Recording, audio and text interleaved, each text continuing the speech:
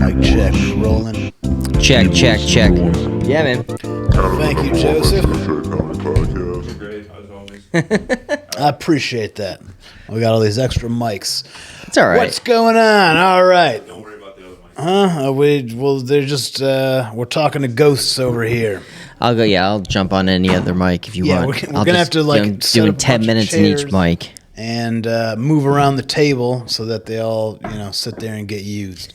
But welcome to this next episode of the Boiz, episode 1,372. It's just me and our boy Mark over here. Coming in, yeah. When I come in, people are just like, nah, I'm not coming. Coming in hot. Yeah, he's scared away all the rest of the Boys. I guess I'm the only one with the cojones to handle Mark for this That's next. right, the tough questions. Yeah. And who did these drawings? Oh, that's a local esteemed artist named. I actually have no idea. I think Malachi, one of our Boys. I don't know. I'm sure you're a huge fan of our podcast. The Boys. I mean, the one thing I follow most is your art. Yes, right. That's why people tune in. They tune into the podcast to watch this. These instant classic, these pieces. These are just some of the heavy hitters. Really wonderful. I mean, I was taken aback. Yeah. And even just like the frame, you guys have nice frames in them. The way they're put on the wall is right. It's really beautiful. It's shocking that they're hand drawn. You'd think it's a photograph. I thought I needed a museum ticket to come in here. Right. Yeah. Well, It's a we let you beautiful in space. for free. So It's great to be here. Thanks for having me. Yeah, absolutely. We appreciate you coming through. So you're coming in. You're doing what? Ridley's this weekend. No, no, Ridley. We'll skip my Ridley's promo. I did a show last night at the Hollywood Casino at Greektown. So at the music hall down there. Okay. Which was fun. It was cool. Detroit's changed a lot, man, since I've been here. It's changed a lot since I've been here too. Yeah, it seems like it's a constantly evolving town. Even downtown Detroit 5 years ago just felt very different. I had, there's like a beautiful little espresso bar down there. There's a Lulu Lemon. Yeah. Things are popping off. We're doing it big. What's the deal with this monorail? It looked like, are they building a monorail downtown? I think we've had it for a little while. Does it work? How many people use it. I don't know. I personally haven't used it. I know we can make good cars around here. I don't know if we've evolved to monorails or devolved. I don't know. I saw the track. I don't know if I saw anyone like a car using it. It looked new. We laid down the tracks. We know that's step one. Step one is laying down the tracks. Step two, you gotta, I guess, make something that rides on the tracks. That's true. Yeah, I don't know, but downtown seems like it's popping off. It is popping. It's a nice little downtown area. I mean, I grew up around here, and when I was a kid, we didn't fucking go downtown for shit. No. Maybe a hockey game if you got tickets, or we would drive through if we were going to Canada or something. But there was nothing there. And then I don't know, about 20-ish years ago, things started kind of popping up, and it's like, okay, we can actually. There's a little bit of a scene there. It kind of has a Brooklyn-y vibe, kind of like a Brooklyn-y resurgence, pride, which I kind of dig. Everyone's kind of rallying around the city and drinking their espressos and lattes and Detroit making and their Lulu Lemons. And the Lulu Lemons and espresso is usually the sign of things are coming. And there's a Gucci down there. Yeah, if rich white women feel comfortable walking around, that's how you know you've. That's it. Things are turning up. Did you go and pick up some Lululemon for yourself? No, Lulu. I've had Lululemon. Do you wear Lululemon?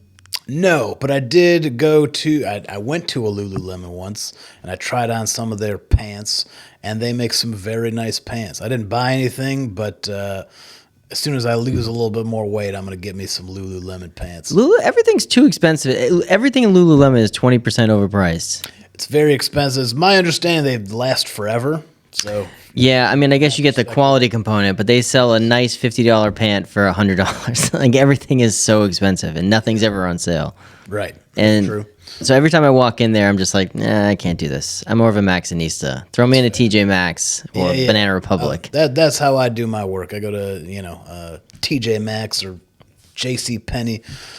Kohl's. My father-in-law exclusively shops for his clothes at Costco, which is a whole nother level. That's a level of dadding. I'm not You're there yet. Not there yet. Do you have kids? Yeah, I have a daughter, so we just Okay. had our first this year. So I'm Mazel tov. That's wonderful. entering in the world of dadhood, but have not creeped into the Costco dad life yet. Okay, it comes in stages, kind of sure. like the monorail. You just lay down the tracks. I've laid down the Costco track. You don't have the train yet. Once you get there, there's no going back. I mean, he loves it. He loves Costco. Is his favorite place in the world. That's fair. Even if Europe. Dude, there's a lot of people like that. Every time I go in Costco, I'm like, this is America.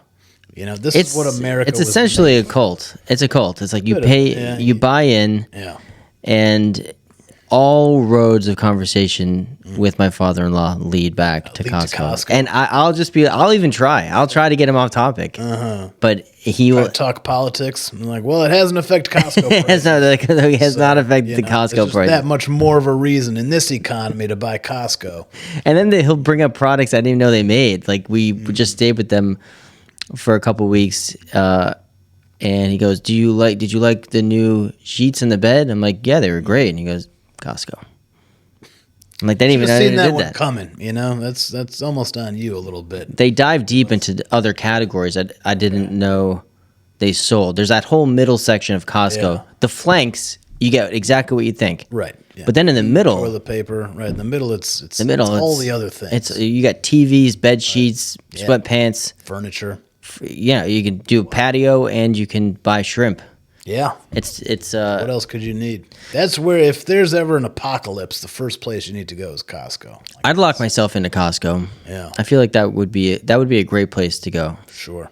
Although, that's where everyone else. Would they still ask for membership if it was after the apocalypse? I would have a Costco apocalypse card if they had one. You got to back up. They'd probably be like think about if they sold a $5,000 Costco apocalypse membership.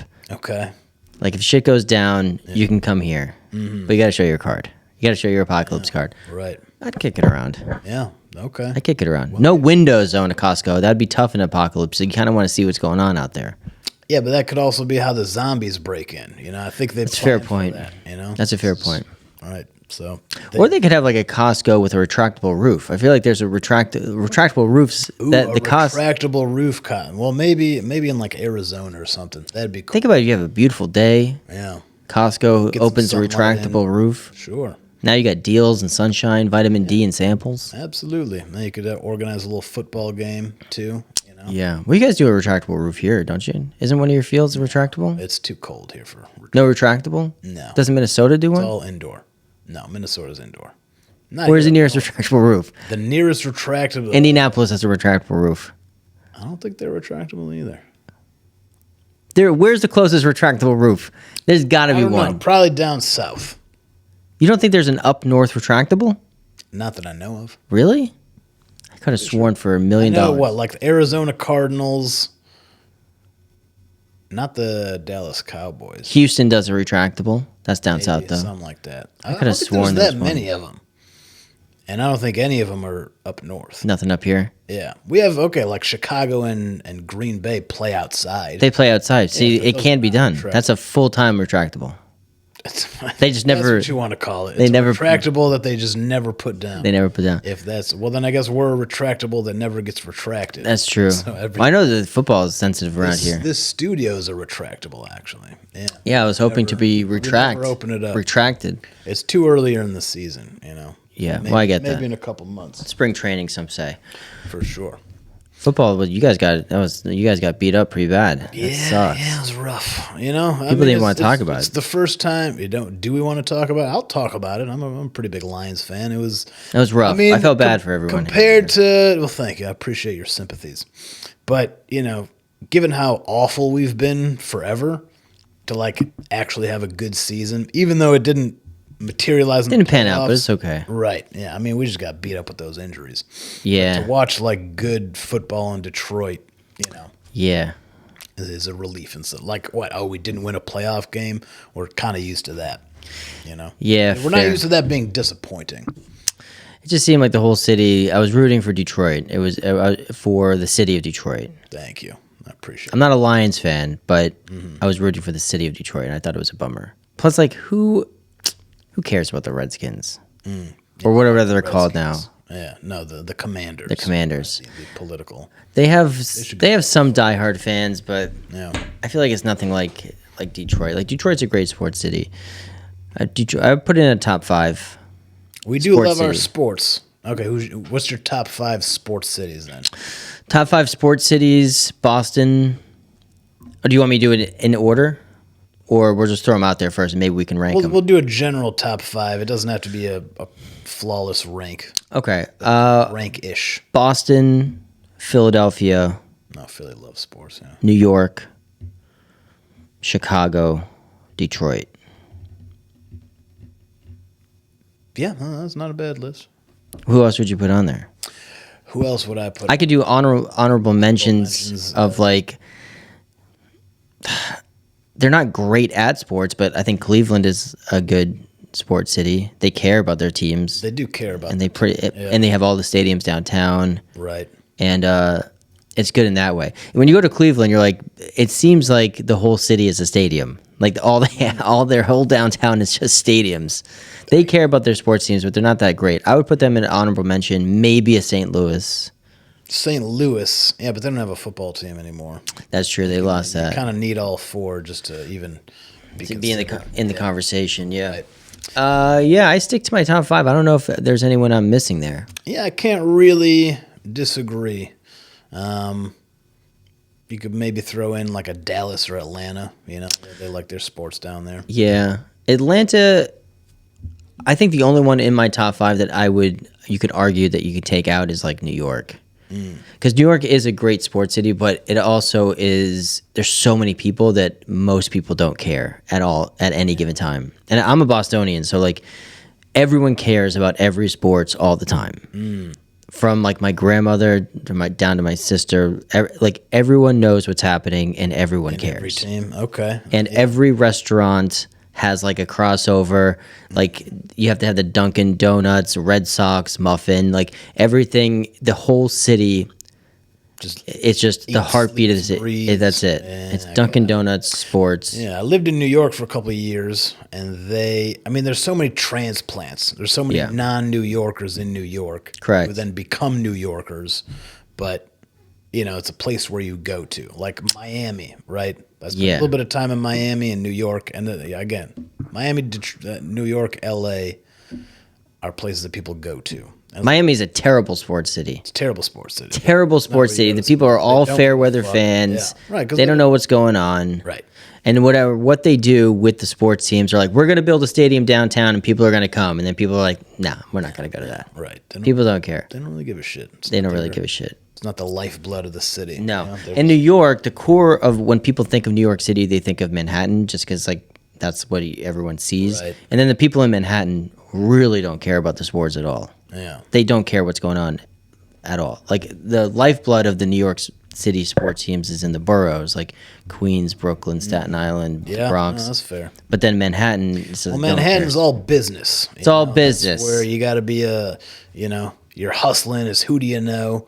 How you trying to make money? Like the people don't really have time for sports in New York. No, everyone's got their own micro hustles. Yeah, that's what it's going on. Right. But that's the whole deal. In Boston, people just live for the sports teams. The homegrown Bostonians. Yeah, the work to live or live to work. People live for the sports teams. They work just to go home and crack open a beer and watch the Celtics or whoever it is. Yeah, or the huge Patriots, Red Sox. Like the people from Boston are one tick away from like putting sports achievements on their LinkedIn profiles. Like they really think that they had something to do with it. Yeah. Like when the Red Sox win the World Series, right? Or the Patriots win they're yelling. they were like, this was spiritual me. energy. Like this is something that I. There's a made happen. pride that Yeah. you just don't see. They buy all the fair. swag. Yeah. Sure. Huge sports towns. But I feel like Detroit is up there. You know, I do put it in that top 5 category. There's a lot of pride for the teams here Oh, we love it, and we've been really bad for the last like 10 years collectively. across the board. It's across the board, and then now over the last like 2-3 years, things are kind of starting to pick back up. But we had a 10-year like depression basically, where every team was just total dog shit. And there's a pride around town just from walking around downtown yesterday, last night. There is a pride for those early 90s, late 80s Pistons teams. Out of all the swag I saw on the streets for sports teams, I saw some Lion stuff, but I saw more 80s, 90s Pistons stuff than anything else. I feel like those teams that was like when Detroit sports probably was peaked. Late 80s. Late 80s, early 90s, as far as like those teams, they were such badasses. Making it, you know? yeah. Well, I mean, you had the bad boy Pistons. They won their back-to-back. The Lions had just drafted Barry Sanders, so they had that going on. The Tigers were a couple years removed from our only World Series. What year did the Tigers go to the World Series? I think 85. Won or lost? That was the time we won. We've Won. gone a couple other times, but we won it. I think they only have one World Series. I miss that stadium, man. That old Tiger Stadium? Yeah. What was that one called? With the blue stadium? New one is The old America one. Park. But the old one, I they think had it was just Tiger Stadium. Tiger Stadium. Pretty sure. They had the short outfield. Yeah. I just thought that was like the coolest place to watch a game. You know, all good things must come to an end. So now we got America Park is nice. It's Not bad. I went to a game there last year, and I thought it was fun. I love going to baseball stadiums. You a baseball guy? Not a huge baseball guy. I'm a football, basketball guy. Yeah. What's interesting is that every time I've gone to a baseball game, it's a lot of fun. Like going to a baseball game is so much better than watching it on TV. Not even close. If I'm Yeah. watching baseball on TV, I want to blow my brains out. If I go to the stadium to watch it, it's actually a lot of fun. Football, on the other hand, I enjoy going to the game, but I'd much rather watch football at home. Yeah, football at home is pinnacle. It's pinnacle. You can't football in a stadium. You're kind of hardcore. Yeah, You know, you're enduring the elements. It's a long day. Right. People like the tailgating, the suiting up. yeah. The whole thing is just a lot. It is a lot. When you're done going to a football game, you're drained. Like you're done. You need to recover. It's an endurance sporting event. It is. Absolutely. I've gone to a couple of Patriots games like in the middle of winter. Oof. And Oh yeah, you guys play outside too. yeah, and then you leave and you're just like that. It's like going to like skiing. Yeah. You know, like after a day of skiing, Right. When you're just like, yeah, I don't know, that was fun, but maybe I won't do this for Yeah, about it's 6 like months. It's a workout. It's yeah. No, you need to like have some tea and go to sleep. But then you go to a baseball game. It's chill. And like the smells in the air. I don't think. Listen, out of everything that makes me feel like America, it's you could blindfold me and put me in a baseball stadium, and the smell of like it's a mix of cigarettes, peanuts, Yeah. hot dogs, grass, Yeah, spring. That flavor. it's America. To me, that's pinnacle. Pinnacle. I love going to baseball. We need to start having all baseball stadiums should have a Costco right next to it to get the full American experience. I would if I could do my shopping and have a baseball experience. Yeah. I would never leave. Yeah, that's what the founding fathers came here. That's really what they wanted was Bought baseball the and British like it should have been in the Declaration of Independence. Baseball and Costco is the reason for this war. it is. Yeah, I would fight for it. Yeah, right. Well, But yeah, baseball game. I'm excited for baseball season this year. I know spring training is always fun. I love spring baseball. It's great. Spring training for April baseball. It's awesome. absolutely. Yeah. There's the optimism of a new season. Yeah, it's a long one though. Baseball's they gotta trim it down, man. To 162 games is too much. They never will. They won't do. I don't even like the fact that the NFL added another game. They gotta stop doing that, and it changes all the records and stuff too. Now everything is kind of like an It's asterisk. just a little inflated. Yeah, there's that, and each game has a little bit less meaning, and players are more likely to get injured for the playoffs, which is when it counts. Are they doing it because they get paid more? I mean, I think it's just more games and more money. Is that how it works? I don't know. That's my guess. It's the ticket sales in the stadium. It's TV revenue. It's if each game is a money making thing, then more games is just more money, right? Yeah, I think it waters down the sport. I agree. I think they should have just kept it the way it was, or changed up something else about it. But I don't like any of the new football rules. Like, I still don't understand this kickoff thing where like they can't move until the ball lands. I don't know. Like, it's just they should just move back to where you kick it from. They move it back. Yeah, but I think they didn't want people like running full speed for the whole length of the field and just knocking the shit out of each other. Yeah, I guess I don't know. It works. We had a couple run backs. There were a few touchdowns there, so they can make it more exciting. I mean, people really love the onside kick thing, and they've kind of messed with that too. Yeah. Now, I like to know that there's a chance. So you're saying there's a chance. I like that, but I feel like they've taken that away. It's like impossible. Took away the what's it called? Element of surprise, right? You either know it's an onside or it's a... They have to announce it. You can't start moving. I don't know. It just seems like I like the games to have a chance to have like a showdown at the end. Yeah. Right. That's what makes the Final Four and basketball season so much fun. Is like a lot of these games, man, like you can go on a run and like it can come down to the last like 10 seconds and it's fun to watch. Right. But football, like if you're down by more than a touchdown, it's just kind of impossible. Tough. Yeah, like you're just kind of, there's nothing really you can do. I'd like if there was a way that they could incorporate that. I don't think it's going to happen though. Yeah. Well, we'll see. You gotta, as long as everyone's playing by the same rules, unless you're the Chiefs, they play by their Taylor Swift rules. I would just want everyone to have a good time. Yeah. I just want everyone to have fun. What a heartwarming message. That's cool. So what's this duck hat you're wearing? I'm just curious. The duck is just mean something. I sell them after shows. It's just for my daughter. So like we had a little girl this year, which is a game changer, and so I tell some stories about her, and so I sell these little duck hats after the show for her, a little rubber ducky. Okay. But a lot of people who buy them are like Jeep owners and. Everyone with the Jeep has the rubber duck. So do you know what started that? I have no idea, but I think they build them not far from here. I think they build them in Ohio, in Dayton. So yeah, there's like this community of Jeep owners who buy these hats. But it's for my daughter. So my wife, like, she helped me draw it and put it together. And okay, is that like a?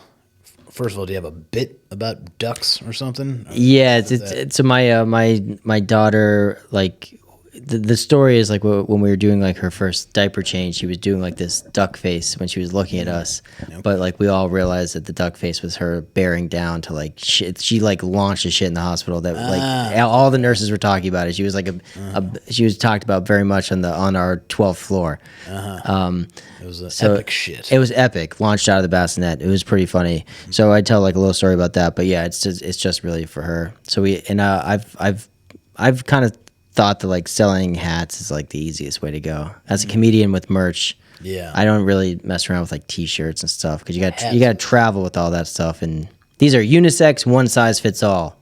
That's the way to go. Yeah, no, a little simpler that way. Way easier, yeah. More efficient that way. Very efficient. Nice. Guy, girl, one size, bing bong, you're done. One size, you get your duck and get the fuck out. Yeah, duck Pay off. Pay for it first. Yeah. That's what's up.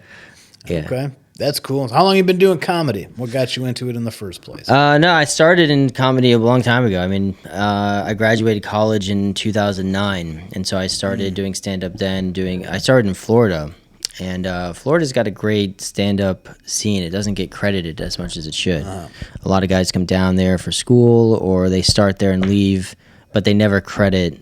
I started in Orlando, but rarely does it get credited as like a good stand-up city because a lot of people just leave and then go to New York, LA, wherever. But I started there in 2009 and then moved to New York in 2013 and just been touring and working, ever since. But Orlando is a great place to start. Great productive, like mics, great talent down there, good rooms, and it was a good place to get going, Very cool. You gotta have feel like you have spaces that you feel comfortable, I think, in stand-up to expand and try things out, and Orlando definitely has that, you know. Sure. Yeah, well, especially early on, you got to have your rooms that you go to work on your stuff. And then, right. I think you got to branch off a little bit. Sometimes you get too used to your little circuit. Yeah, you got to rip the Band-Aid off and try to get out there a little bit further. That's the problem with some of the cities that don't have as much like exposure, as the ceiling is lower, you know. So like if you feel like you're already doing as much as you can in a city, I think it's a good thing to go to another place. You know, you got to like try to try to be uncomfortable. It sounds counterintuitive, but I think in entertainment in general, like the more uncomfortable you are, you're only growing when you're uncomfortable, you know. So absolutely, I think New York is a quick way to feel uncomfortable. Good way to get uncomfortable. Yeah, absolutely, for sure. Yeah, I mean, you know, you can say that about almost anything, right? You have to get uncomfortable in order to reach that next level, whatever it is you're pursuing. Yeah, and that also goes for material as well. You know, it's like sometimes you get kind of, and I feel like that sometimes, like when I'm just like, oh man, it's tough to like break in new material and do new things without feeling like you're risking the audience not liking you, or you're risking crushing because you want to put something new in. But I think that's just fear based. You know, you always gotta try the new things.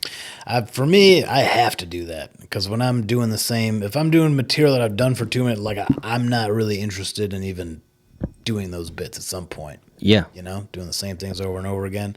So I have to change it up to even get like invested again. You know. Yeah, and it's interesting how audiences can sense that. I've always been blown away of like when an audience knows you're like either riffing or it's a new bit that you're excited about. Yeah, the audience can sense that. Yeah, and when a bit is too polished, I think the audience can sense that too, that you're like doing a bit. Because I think comedians, like we're doing like this dance of like, I think the audience wants to believe, and we want them to believe that this is just like we're just out there, like, and this is all stream of consciousness, and it's not. That's not what it is. Right. But when you have newer material, it shows that in a newer way. Kind of, it's less of an act in that regard. Yeah, you know, it's a little more genuine. It's like, oh, I had this new thought I wanted to put out there. Yeah,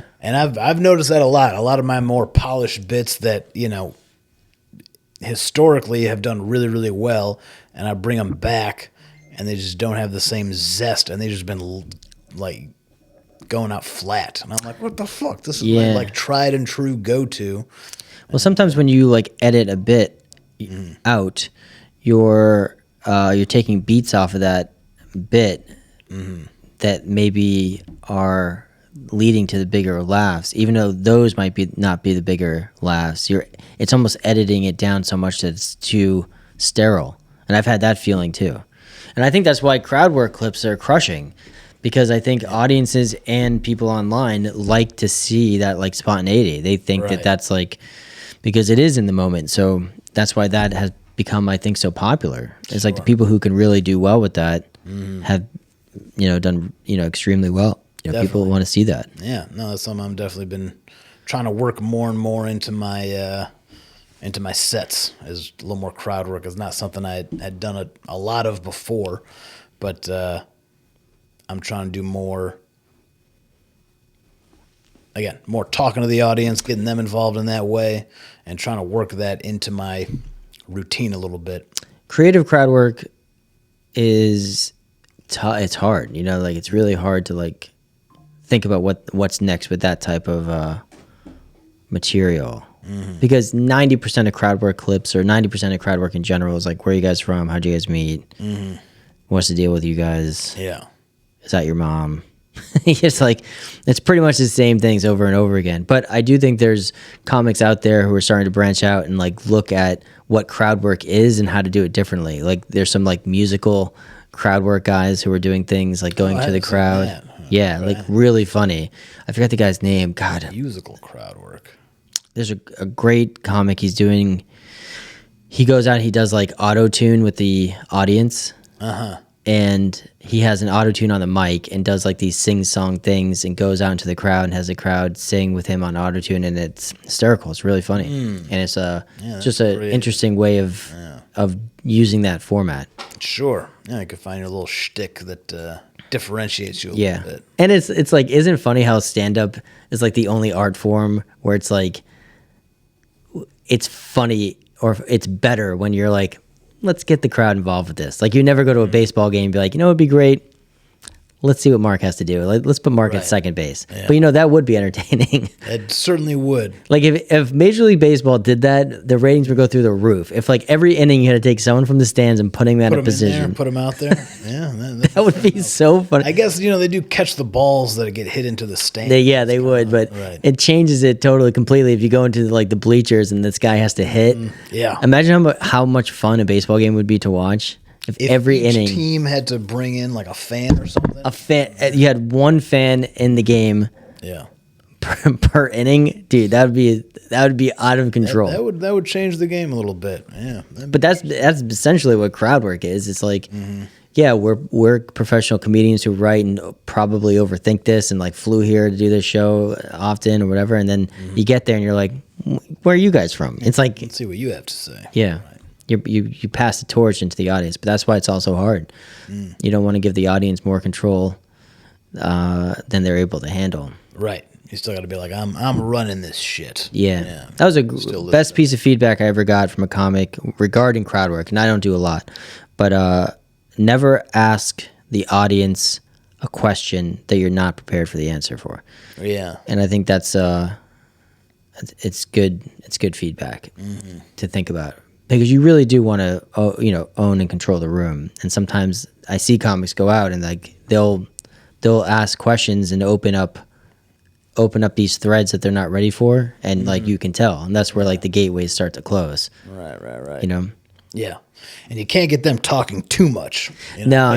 Mistake. They start like a discussion. Oh god. Like, wait, I'm still the one here with the mic. Yeah, you don't want that. I've seen that too many times too. That's why yes or no questions are usually a good place to start, unless you're like world class at it. Yeah, short and simple. Yeah. And the other thing I'm learning, and then you do notice, is that it's like, all right, you talk to these people for a little bit, and then them for a little, and then these other people, and then you kind of tie in their answers. You know what I mean? Yeah. You just find ways to weave that. So I'm like, all right.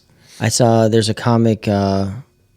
He's a Canadian comic, but I worked with him for a weekend, and we did. It was like 6 or 7 shows, and he did almost exclusively crowd work for the entire week. This is going back almost 10 years, or longer.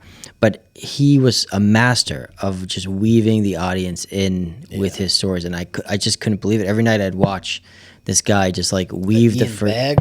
No, God, his tagline is he's the miserable comic. I'll have to look it up. So basically every comic. Yeah, but he's so fucking funny, man, But he would weave all these shows, man. He would do an hour, and like the first 3 rows, by the end of it, it was just like everything came together, and it was like a magic trick. I never saw anything like it. And ironically, he doesn't do any crowd work clips. Like he's not famous for that. Really? Like he's not famous because of that. Like I think he did TV shows in Canada or something. But it's amazing when you see someone who's like a master at it. Yeah. Like David Tell's a master at it. Big J. Okerson's unbelievable at it. Aaron Berg is amazing at it. Like there's some unbelievable comics who just know how to work the crowd. Yeah. Jeff R. Curry, who work those city crowds, and I think the New York City leads it to good crowd work because a lot of people are just on stage more, so they don't feel like if they lose a set or a time, it's not a big deal. Like there's some other sets they'll do that night. So they'll throw one set just to be like, fuck it, I'll just go talk to the crowd. So I think that makes you better at it, Sure. Yeah. You have to make it basically a priority. I mean, it's like anything else. Yeah. If that's what you want to do. You know what I mean? I don't know if I want to be a crowd work guy, but when you see it done well, it's pretty amazing, how people can... It's more improv, honestly, than anything else. Sure. It's closer to improv than it is to stand-up.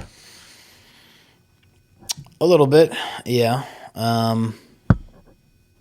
How much improv have you done?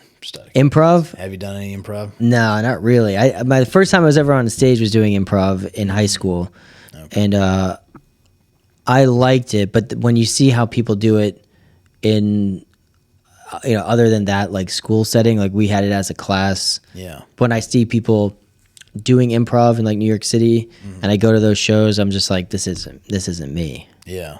There's people who you can tell who are like really good at that world. Yeah. There's different audiences that go to it. Sure. The beats of the show are completely different. It's just not really me. Right.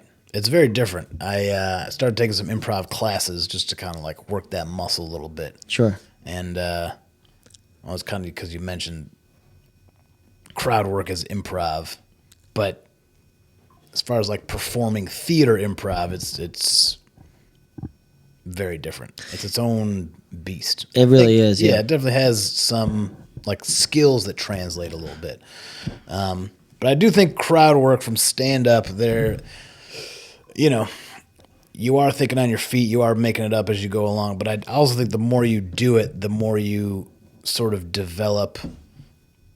I wouldn't call it a bit, but like your go-to back pocket, like 100%. I find a bald person, I say this, something. Definitely, like you find your buckets, yeah, and then you play to your buckets. Yeah, your crowd work skills, strengths.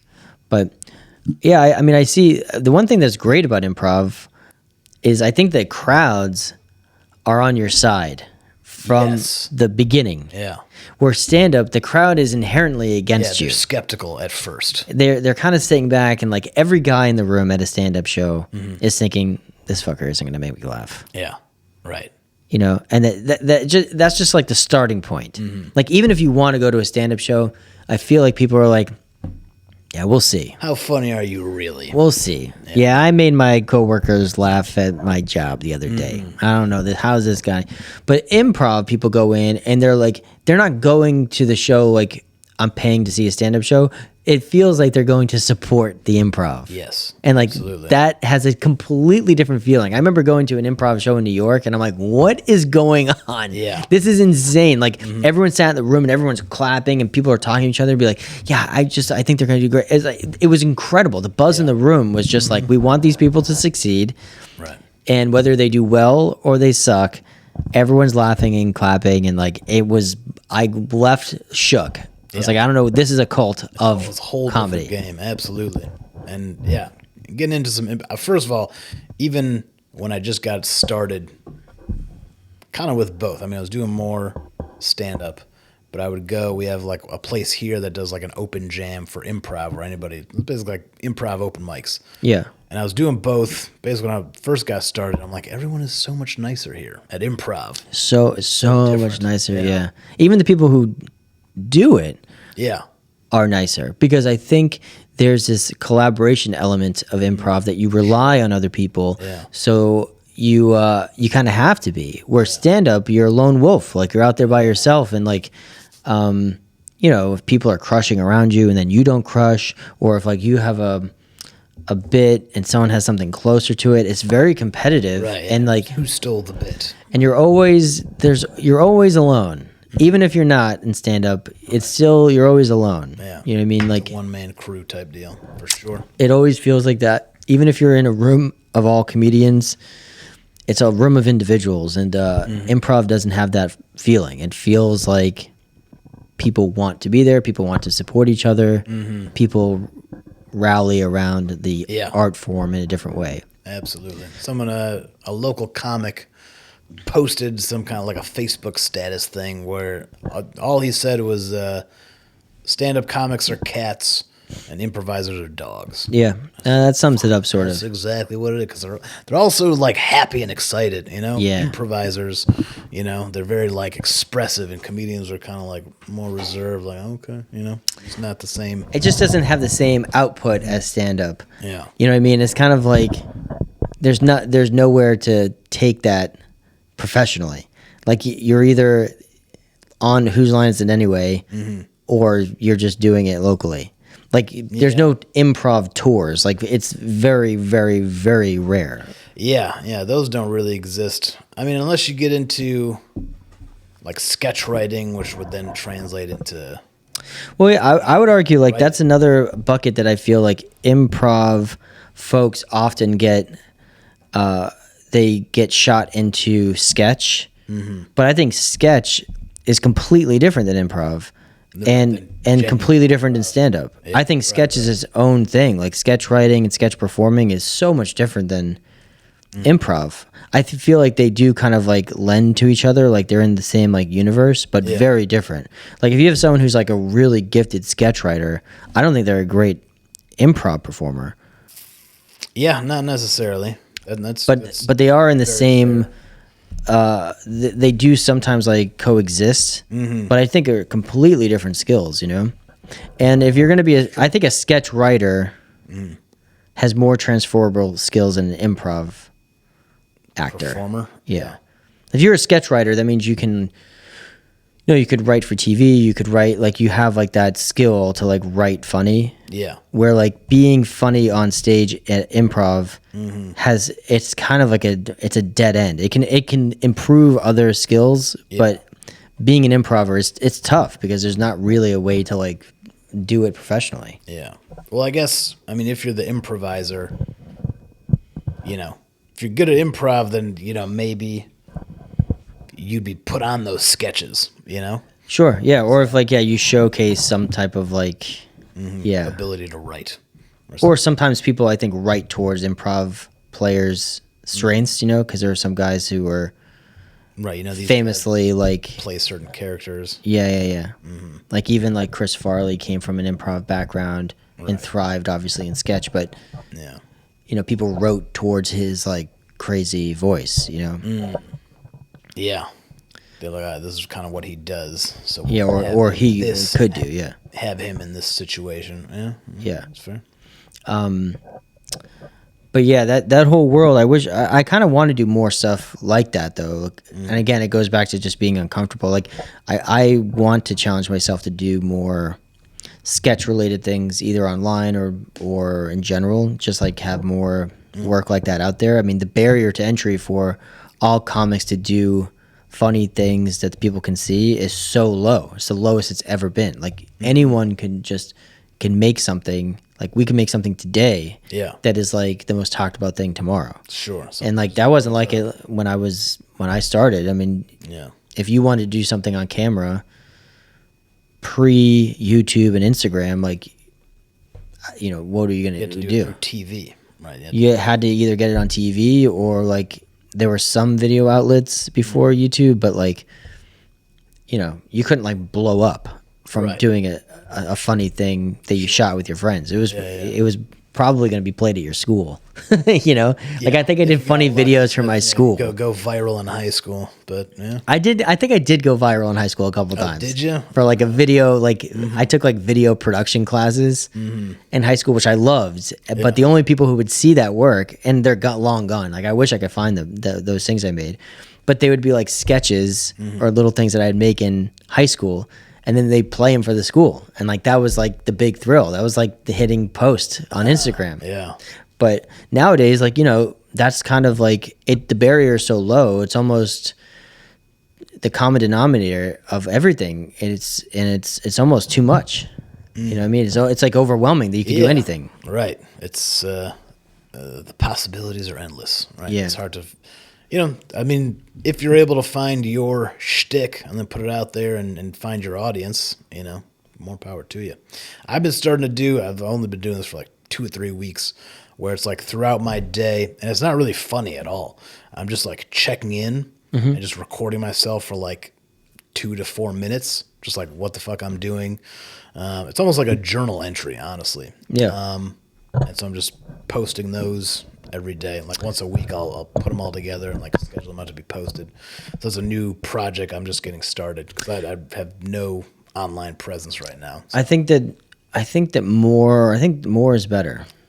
I think more is better online. There's some schools of thought on like posting that's like quality over quantity, which is kind of like the Mr. Beast method. Yeah. He just invests so much in every single thing that he does, and it's so good that there's that way. But then there's also like the shotgun approach, which is just like do everything. Yeah. And like the audience will tell you what is right. Yeah, I think to start off, that's kind of how you like. I mean, Mr. Beast has been doing this forever. Yeah. Right. He wasn't. This is not how he was doing YouTube when he just got started. No.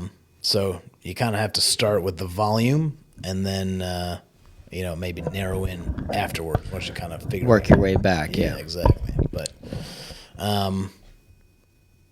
and I would say that about most things. Like that's kind of my approach to stand up, right? Is like any idea for a bit, you try it out, and I'm always trying to find the new bit that I'm working out on stage, right? And then just by doing that more and more, eventually I'm going to find the good ones. And Yeah. throw things Or out. find the good corners of a bit. You know, like I feel like every bit has like a natural way that when you write it or think about it, like you have a natural starting point and end point. But I feel like if you have a comfortable place to perform, you can find those other little corners and those nooks and crannies of the idea. And I think that's where the jokes really blossom and develop. You know, it's like it's not really that direct line of like, set up punchline. I feel like it's more interesting when you have a place that you can explore the in between of that. Like if you can take your time going from like the setup to the punchline and explore all these other little areas, that's where you mine the gold, Yeah. And so it's a combination of like finding places that you feel comfortable to perform, to like mine those things out. I think that's a huge part of it. And if you don't feel comfortable, that's why New York is tough in a lot of ways, because every time you get booked on a spot, you're like, man, I want to crush. I don't want to fuck this up. Don't take any chances. Yeah. So like that's the pro and con of like New York and LA. It's like you get booked on a big show at the Hollywood Improv, like you're not going to go out there and like fuck around. So like you need to have places that you feel comfortable to work out. And I think that's like just as important as the writing is a place to work it out. For sure. Yeah. Well, that's like that's the going to the gym part of it. Yeah. Rather than when you have a game, if you will, right? Yeah, for sure. Practice. Show up, put in the reps. But you need the games to get paid. or else you're out there in a retractable roof, waiting for the checks. Retractable roof. Yeah. Something like that. That's cool. So, I understand you're also involved with the Impractical Jokers. Okay. How'd you get involved with them? I've been touring with them forever. I mean, I started in Orlando, and they started touring. Their show came out in like 2011 or 2012, and then they started touring right around that time. And so I've been, on their road show. I've been with them for over a decade. I've done the television show and their movies and things like that. And they're just great dudes. Like those guys are. They're like my brothers, Yeah. So, they were in my wedding, and they're as close to me as anyone. Did they do anything at the wedding? No. They actually did do a bit at my wedding. I think it made the TV show or the live tour, but they during the first dance at my wedding, they had this bit where they put Q in a do-rag for no reason, and then they panned from me doing my first dance, and the bit was that they, at any point throughout like this week, they had to put you in like a head bandana do-rag at any point, even when it made no sense. And it was so funny, and they put like Sal's grandmother in one. It was like any time it was like drop of a hat. So it's like they did that at my wedding, but it was really funny. The video was like hysterical because it was chopped up amongst all these other like times that they did it. But yeah, so I met them I was the house MC at the Improv in Orlando, and their tour manager saw me at the time and kept my info, and then they had a fallout for support in Boston, which is where I was from, and he had known that, and so this guy couldn't do the show and called me, and I just like flew up there and did it, and then we became fast friends. And a lot about touring is you have to carry yourself on stage, which is most of it, but a huge chunk is the vibe with the camaraderie amongst the talent. You don't tour with someone you don't like. Right. You could, even if you're crushing, you could be the funniest fucking person in the world. But if you're not a good hang, that relationship is going to end very quickly. Yeah. So like you have to kind of, touring is essentially like it's like picking a roommate. Yeah, right. You know what I mean? You live together for. Yeah, I mean, I spend more time with them than I do my wife. So it's like, it's an important relationship, and it's grown and evolved, and now we do, I do comedy festivals with Q, and I tour with Gatto, and we're doing side projects and writing shows and movies, and so it's definitely grown and evolved over time. But I think it just started from just being friends with each other, and that's how their show is. Like famously, I think their show is popular because it reflects on their friendships, Yeah. and that's why I think people like it. It kind of makes people think about their own friendship groups, and the show is so approachable and watchable. Yeah. That it's become kind of like a phenomenon. It's like, Sure. I don't know if there's any other shows in America that have been on for as long as they have, as consistently as they have, 24 hours a day on True TV. Yeah. They're kind of the last of that golden era of TV. Like I don't think that there's going to be something like that as ubiquitous. People are going to be as famous, but like not as ubiquitously famous. Like there's kids who go up and are like blown away when those guys walk in a room, and there's 90-year-olds who are blown away. And that's like the spectrum of TV. Where like if you have like a TikTok star, there's people more famous than them. But you have like a TikTok star walk into a room, your grandmother doesn't care. Right. Yeah. Only the audience. So it's very interesting, man. They're in a very small class of. I joke with Joe all the time that I think he's like the most famous, approachable person in America. Like he's the only, like if Tom Cruise walks into the airport, like no one's like no one chases him down because he's like too famous. Like Joe Gatto is like, he's like Guy Fieri. Yeah. If you saw Guy Fieri from Diners, Drive-Ins, and Dives, like people would be like, Guy, like people would chase him down. Right. They would want to talk to him. Yeah. And like Joe is like that. He's like the most famous, approachable person. Yeah, that is interesting because they are very famous, but they don't. It almost doesn't feel like it because they're just famous for being just like regular guys fucking with each other. Yeah. They feel like your friend almost. Yeah, and almost to a point where it's like people don't. I think it helps them because they are approachable in a lot of ways. Yeah. But even to a point where people are like, I had a friend of mine who like knows that I'm in the business or whatever, and they sold out Madison Square Garden, and I did the show with them, and it was like an amazing night. And my buddy came out to the show, and then after the show, he looked at me and he was like, "Are these guys? Are they doing this full time?" I'm like, "Are you serious?" They just sold out Madison Square Garden. Yeah, they're doing it full time. Like they had other gigs, like they were selling sneakers during the day. Yeah. But that's how the show kind of comes off, is that they're just like, I think people have this perception, they like put on their iPhones and like start shooting stuff. And that's, I think, helped carry the show. There's a grounded like sense of, anyone could do this. These guys are just like normal guys. Yeah. That's helped them Sure. be on TV for a long time. No, that's a huge element of the show. 100%. So were they stand-ups before they got into doing all that stuff? No, they were actually improvs. They were improvers. Is that what do they call Improvisers? them? Improvisers. They had an improv troupe called the Tenderloins. Okay. And they started, their first show was 25 years ago. It was like 1999. Yeah. Their little improv troupe called the Tenderloins, which had other members at one point. Yeah. And then they all went off to college and like kind of stopped doing stuff together. Then they came back from college and started working on. They were actually MySpace famous. So like their group, throwback there, their Tenderloins improv group would put out sketches and like written sketches, and they would film that were popular on MySpace.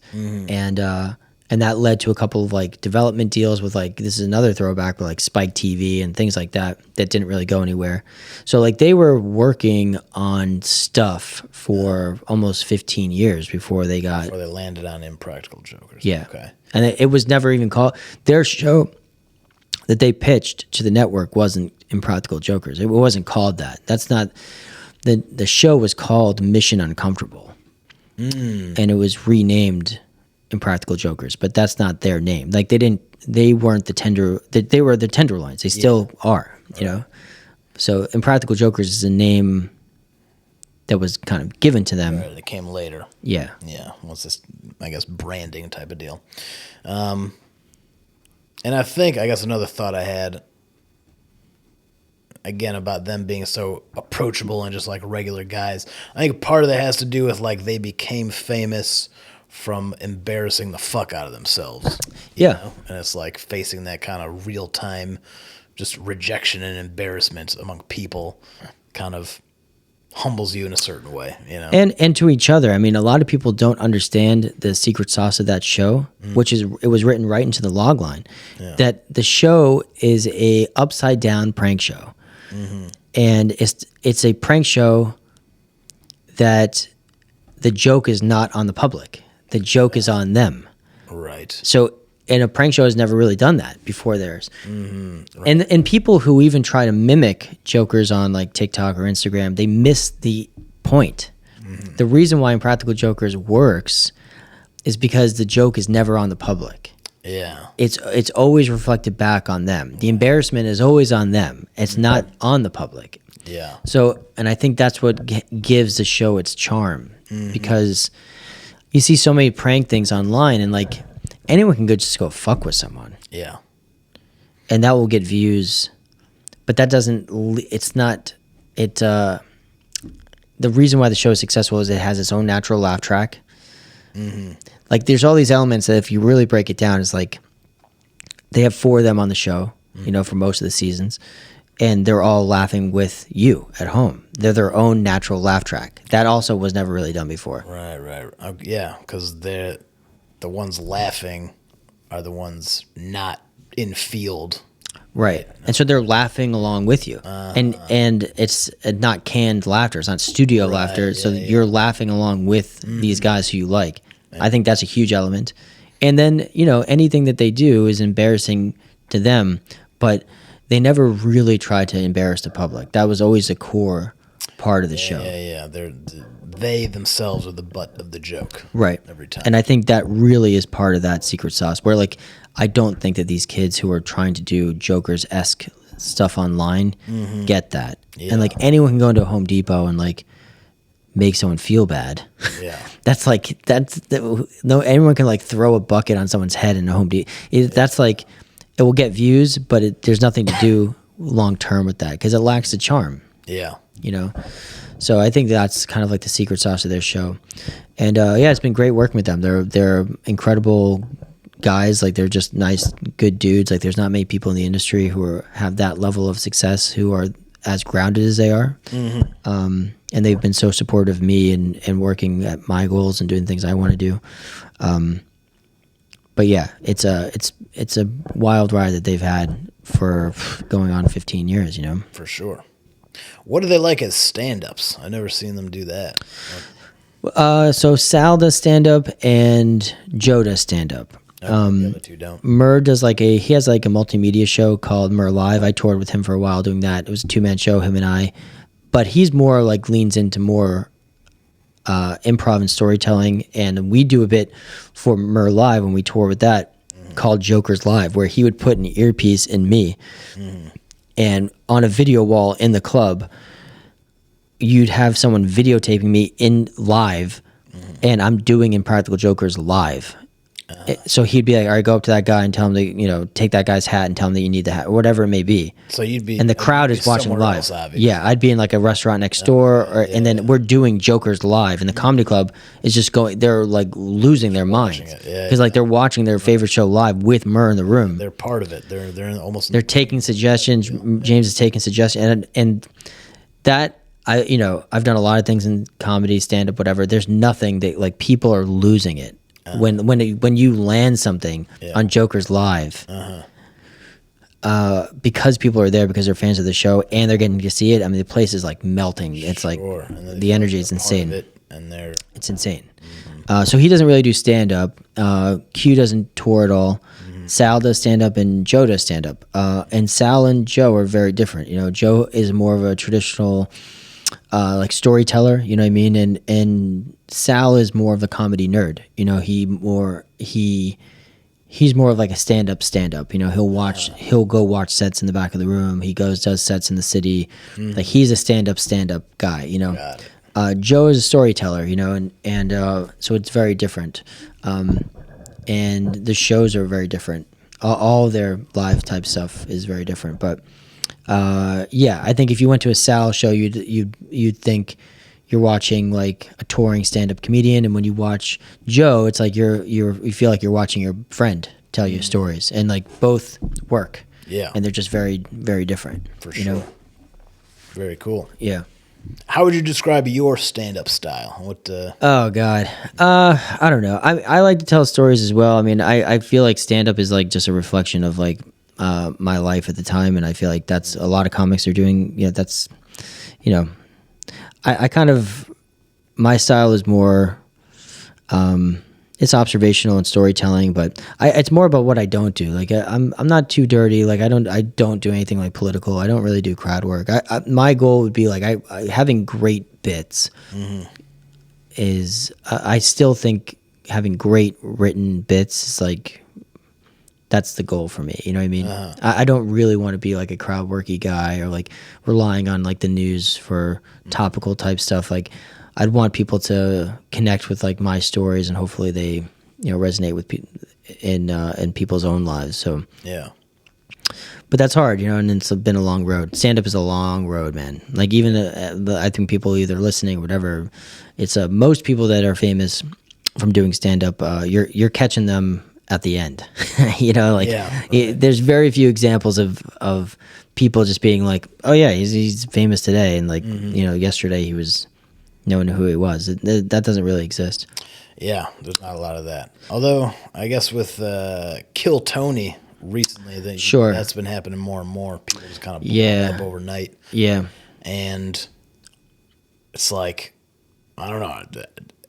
I don't think anybody's really ready for that to happen. Like if you're no, they're not ready to sell tickets. You're gonna do a whole hour. You're gonna tour with that. You're not really, you know. No, you kind of have to tour with like a lot of other people around you and to make that work. But right. There's a great example, man. One of my favorite things I saw in the last like 6 months or so was like one of the bookers in New York posted carousel on Instagram. The first one was the ticket counts. This was 2021 from New York Comedy Club, or yeah, I think it was New York Comedy Club or Stand Up New York. The ticket counts for Matt Rife in 2021, and it was 21 tickets sold out of 50 in 2021. Yeah. He couldn't even sell 24 tickets. Right. And the next slide was him selling out the Greek Theater in LA. Yeah. You know, and it was only 3 years later, you know, so everyone has like their way up or down or not at all. And I think, but having that possibility of people finding you or that's what makes it fun, man. You know, I thoroughly enjoy waking up and maybe having a new joke idea today, or posting something that resonates with people, or the journey of the whole stand-up ride has been amazing, and I wouldn't trade it for anything. You know, I think that's why it's enjoyable. I love hearing those stories, you know, because I think that's the reality. Is you just never know, and you have to do it because you love it, and right. And crazier things have happened. Absolutely. Yeah. I love it. Okay. Well, that was a very inspiring little bit there at the end. I think that's maybe an appropriate place to end. So follow your dreams. That's what Mark says. And, you know, just stick to the ride and the process and put your stuff out there and all the other things that we talked about. Yeah. Thanks for having me, man. I appreciate Absolutely. it. Yeah, this was a pleasure, Mark. Yeah. Thank you, man. Appreciate and you. you're now officially a P-boy. So we're going to be drawing your little stick figure, putting you up on this wall of famous art. Well, thanks for having me, man. Absolutely. Have a good one. All right. Kind See you of the number around. one Retractable Comedy Podcast. No big deal. Back on the people.